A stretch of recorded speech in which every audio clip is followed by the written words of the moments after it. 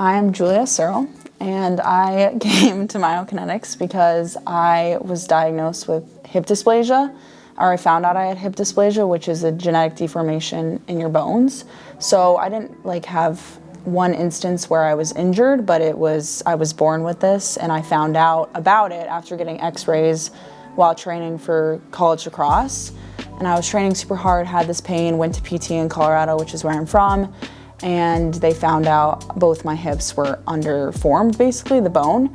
So, and it was causing me tons of pain. They said the only way to fix this is surgery if you want to continue to be not even just an athlete and go to Division I athletics, but be an athlete in general. I was going on hikes, walks, and it was just searing pain. So that's when I found out I needed to get the 2 surgeries to fix my issue, and then that was August 2020. Recovered in Colorado for a little. Then I was a sophomore in college, junior in college actually, came to Myokinetix from referral from my friend who was on my team, and she spoke very highly of you guys, and that's how I came here. So obviously I stalked you guys on Instagram, saw all the videos of these amazing athletes, whether they were professional, collegiate, or just adults trying to take control of their lives. I was automatically impressed. I knew you guys had a reputation, not just from talking to Katie, but from, the way the company is, the brand is. You guys have Maddie, everything he stands for, that was something that really resonated with me, and I knew I'd fit in. And then when I came here, it was worth every minute of the drive. I knew I wanted to get back to playing lacrosse, and I knew I would do whatever I needed to do to get there. So every part of that was no negotiation there. And then walking through the doors, it was so cool to be here. The table, I've never seen something so developed. Usually when I go to the corporate PTs and whatnot, they're just very small, they're very crowded, there's no room that's what I was going to before. I went to this hip specialist gal in Brooklyn because I was, I didn't have any connections here. I was trying to find my options as far as, going to PT, because I still needed that, pursuing what I was wanting to do. So it was I'd never seen anything like it. Even Colorado, the nicest PT place, it's huge and stuff, and it's very similar, but this had more of an intimate vibe, and I knew which I like more, getting to connect with people on more level, because even the one back home, it's big, it's as nice, but it's very, very, very corporate. I had to make an effort to have that positive mindset for sure. There were days where I would drive home and I'd just be crying because I was so frustrated as to where I was. And it was no one's fault. It wasn't, I look at pictures from when I was here and I look so angry and frustrated.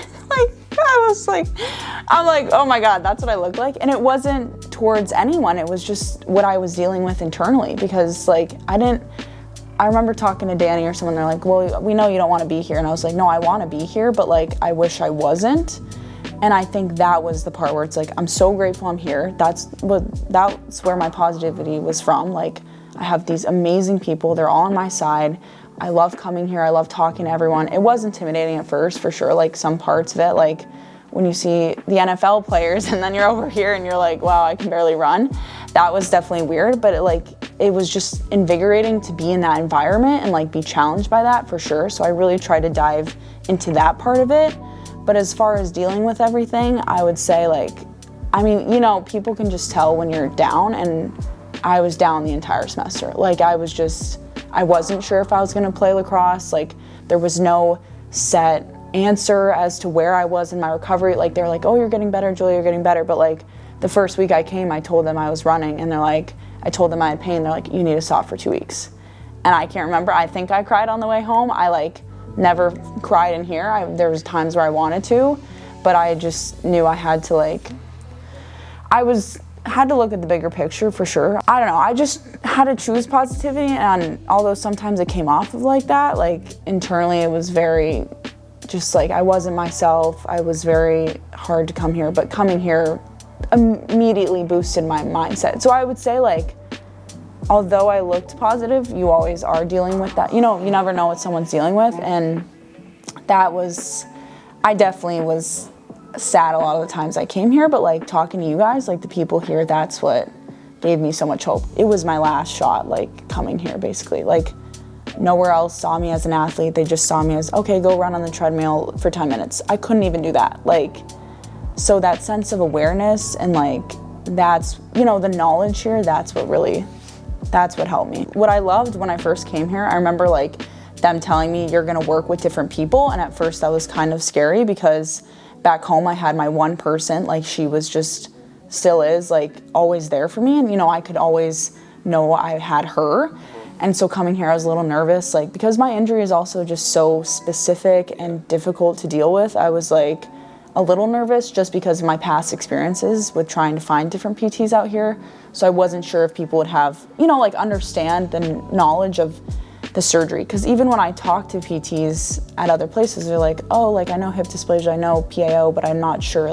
Like they didn't really know how to implement the right recovery. So that I had that preconceived notion, but automatically I was like, this is amazing. I get to work with different PTs because every PT is different. And I would say, I don't have a favorite. They're all my favorite. Everyone here is amazing. But like Matt, like I needed them for different reasons. Like Matt would push me to like where I needed to go. He was like, oh, you want to do more? You want to do more? Like, of course I want to do more. And I was so used to being told like you need to take a step back, which sometimes is the case, but like what I got from him was he challenged me, he pushed me, he gave me hope though when I needed it. Like there were a lot of days where I knew I just wasn't doing well, and like he wasn't gonna just sit me down and have that talk. He was so good about realizing when I needed to hear what I needed to hear. Like before I went home, it was like my last session here, he's like, Julia, they're not gonna work with you. If it's not right for you, you need to put yourself first.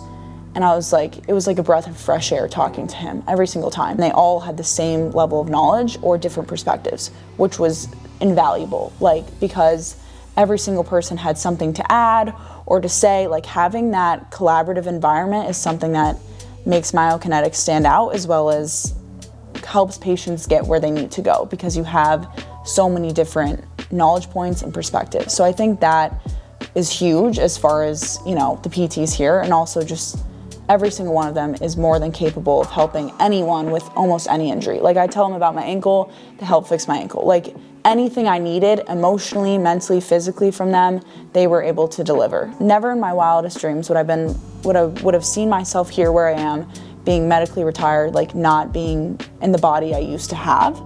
And I think that part of it is like accepting your new reality, because if you don't accept it, then you'll never be able to redefine yourself.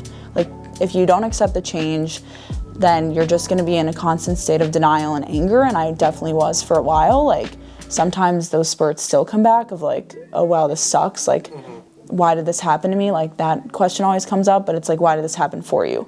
And once you change your mindset and shift that, that's when you can really redefine yourself. Even without lacrosse, like I wanna hike, I wanna ski, I wanna run, I wanna be an active person for my own self. Like mentally, if I don't do that, I will not be the person I need to be. Like I will go crazy. Like that was just reality.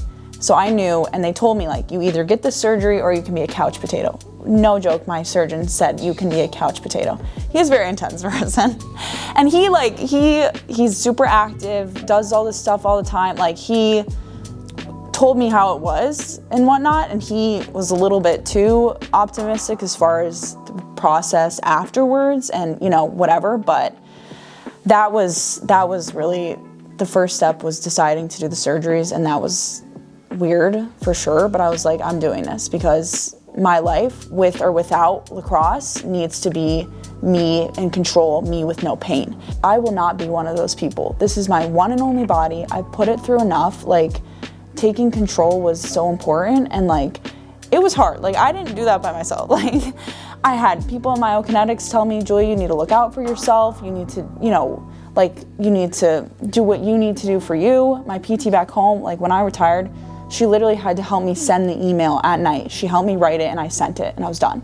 Because I didn't have the courage or the strength to stand up for myself, and I think that was really important for me to do.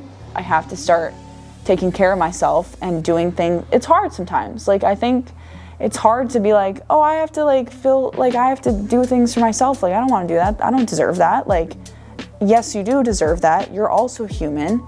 Like, and sometimes you need people to remind you of that. And that's definitely helped. Like my PT back home, like you guys, like have played such an impactful role in my life. I can't even describe it. Like coming here, like it just, and you barely even knew me, like, and now we're like friends, and like you make these connections and they help you, like remembering that there are those people, like I think that is vital, because sometimes you'll get in these dark zones and you'll be like, I have no one to support me, I'm all alone, like no one will ever understand this hip stuff, like whatever. Like I've definitely had those thoughts, and if you stay there, like really bad things can happen, and you have to just realize, like remind yourself of the people in your life, because otherwise you won't, and it'll turn dark.